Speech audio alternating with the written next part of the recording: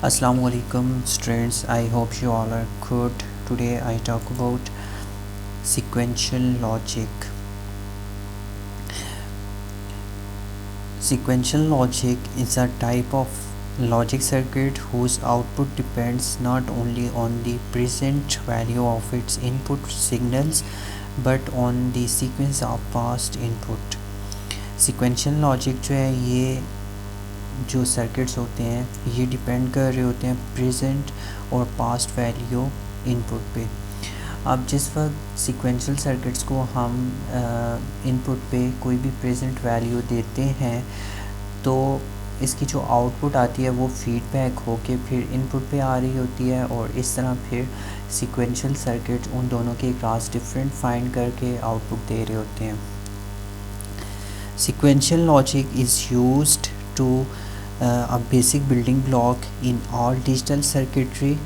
Virtually all circuits in practical digital devices are a mixture of combinational and sequential logic.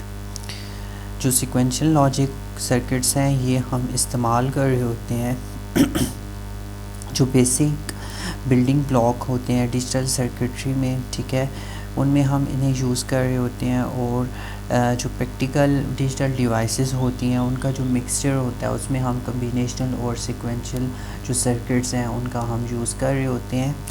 और जो और second ये कि जो कम्बिनेशनल सर्किट्स हैं इनके साथ एक मेमोरी एलिमेंट्स हम यूज़ कर रहे होते हैं, ठीक है, जिसके अंदर जो आउटपुट आती है वो स्टोर होती है। combinational circuits with memory elements called sequential logic। उसके बाद जो block diagram of the sequential logic is, अब देखिए कम्बिनेशनल सर्किट्स हैं, लॉजिक सर्किट है, इसकी इनपुट है और जो आउटपुट है, ठीक है। अब प्रेजेंट कोई भी इनपुट मैं इधर इन करता हूँ तो इसकी जो आउटपुट होगी वो स्टोरेज एलिमेंट यानी कि फीडबैक होगी इसकी इनपुट के साथ। तो फिर जो कम्बिनेशनल सर्किट्स हैं ये इन दोनों के क्लास डिफरेंट फाइंड करके आगे आउटपुट देंगे, ठीक है। तो स्टोरेज जो एलिमेंट है इसके अंदर जो आउटपुट होती है कम्बिनेशनल लॉजिक सर्किट की वो इसके अंदर स्टोर होती है, ठीक है। इसी तरह एक एग्जांपल है एयर कंडीशन की, ठीक है। अब जो एयर कंडीशन है जिस वक्त हम उसे सिलेक्ट करते हैं फॉर एग्ज़ाम्पल 16 डिग्री सेंटीग्रेड पे, तो अब जो आउटडोर पे लगा होता है आउटसाइड जो एग्जॉस्ट लगा होता है, जो फ़ैन लगा होता है, अब वो क्या कर रहा होता है कि जितनी भी अंदर हीट होती है वो सारी बाहर फेंक रहा होता है, ठीक है। तो इस तरह कूलिंग हो रही होती है रूम में। तो जिस वक्त वो 16 जो डिग्री सेंटीग्रेड है उस तक टेम्परेचर राइज़ करता है, फॉर एग्ज़ाम्पल 15 है, फिर इस तरह 16 तक पहुँचेगा। तो अब अगर 16 से टेम्परेचर इंक्रीज़ करता है, ठीक है, तो टेम्परेचर को वो इंक्रीज़ नहीं करने देगा। जो आपने उस पॉइंट सेलेक्ट किया है 16 वो उस पर उसे मेंटेन रखेगा, ठीक है।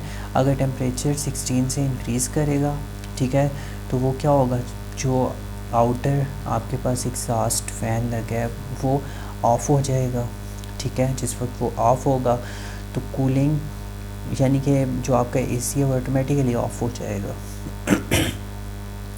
जिस वक्त एसी ऑफ़ होगा तो आपका टेम्परेचर जो है वो डिक्रीज़ होना शुरू हो जाएगा।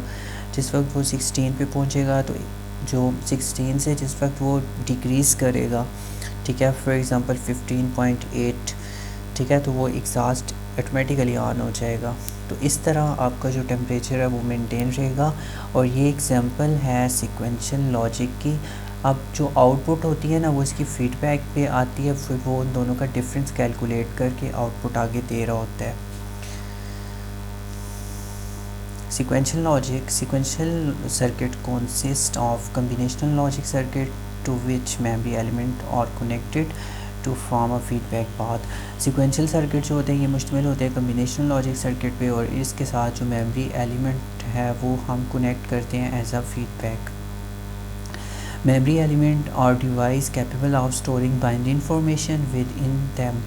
और जो memory element जो device है ये आप जो डेटा होता है जो आउटपुट पे रिज़ल्ट आ रहा होता है उसको क्या करती है, बाइनरी इन्फॉर्मेशन को स्टोर कर रही होती है ये मेमोरी एलिमेंट।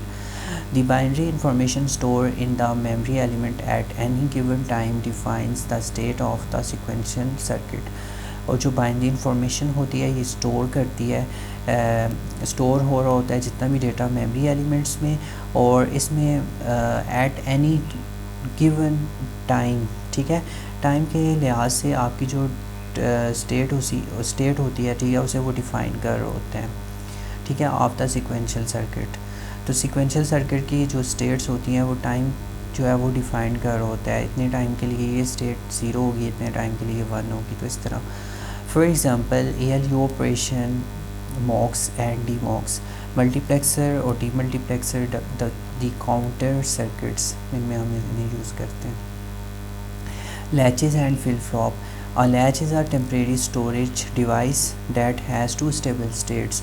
अब जो लैच है ये टेम्परेरी स्टोरेज डिवाइस है और इसकी 2 स्टेबल स्टेट्स हैं, ठीक है। अब फॉर एग्जांपल एक इसकी स्टेबल स्टेट Q है, एक Q प्राइम है, ठीक है। अगर एक 1 है दूसरी 0 है, ठीक है, फर्स्ट 0 है सेकंड 1 है, तो इस तरह इसकी 2 स्टेबल स्टेट्स होती हैं लैच की, ठीक है। It's output can be changed by applying appropriate inputs. अब इसकी जो आउटपुट है, जिस वक्त आउटपुट चेंज होती है तो ऑटोमेटिकली इसकी जो इनपुट आप दे रहे होते हैं प्रेजेंट इनपुट और जो फीडबैक देते हैं, ठीक है, उसके थ्रू इसकी आउटपुट ऑटोमेटिकली फिर चेंज हो रही होती है, ठीक है। आउटपुट पे भी डिपेंड कर रही होती है, इनपुट पे भी, तो दोनों का वो डिफरेंस कैलकुलेट करके आउटपुट पे रिजल्ट दे रही होती है। अ latch normally has 2 inputs and 2 output Q and Q prime. Latch normally इसकी 2 inputs हैं और 2 outputs हैं Q and Q prime. The latch is said to be in logic high when Q1 and Q prime 0. तो इसमें जो latch होती है वो लॉजिक 1 होती है या फिर 0 होती है, ठीक है। लैच की बेसिकली 2 स्टेबल स्टेट्स हैं, 1 and 0। लैच जो है a latch is memory element which is able to retain the information stored in it. अब लैच के अंदर जो लैच है बेसिकली मेमोरी एलिमेंट है, जिस वक्त कोई भी इंफॉर्मेशन इसके अंदर स्टोर्ड होती है, ठीक है, तो ऑटोमेटिकली उसकी इनपुट पे फीडबैक हो रही होती है, फिर उन दोनों की क्लास को डिफरेंस करके आउटपुट पे रिजल्ट दे रहा होता है। तो लैच जो है उसकी जो स्टोर आउटपुट होती है वो रिटेन हो रही होती है इनपुट पे। Flip-flop circuit can be constructed from 2 NAND और NOR gates। जिस वक्त हम flip-flop सर्किट डिज़ाइन करते हैं तो उसके लिए हम 2 NAND गेट या फिर 2 NOR गेट्स यूज़ कर रहे होते हैं। The cross couple connection constitute a feedback। जिस वक्त हम इनको क्रॉस्ड कपल करते हैं तो इनकी जो फीडबैक होती है, अब आपके पास फर्स्ट नैंड गेट है, उसकी जो आउटपुट है वो सेकंड की इनपुट होगी, सेकंड नैंड गेट की। अब जो सेकंड नैंड गेट की जो आउटपुट है वो फर्स्ट गेट की इनपुट होगी। तो इस तरह इनको हम क्रॉस कपल्ड करते हैं, ठीक है। तो ये फिर क्या बनती है, लैच बनती है। Such type of circuit are also called direct coupled और एस फ्लिप फ्लॉप और SR लैच, ठीक है। तो इसको फिर हम या तो RS या फिर SR लैच कह रहे होते हैं।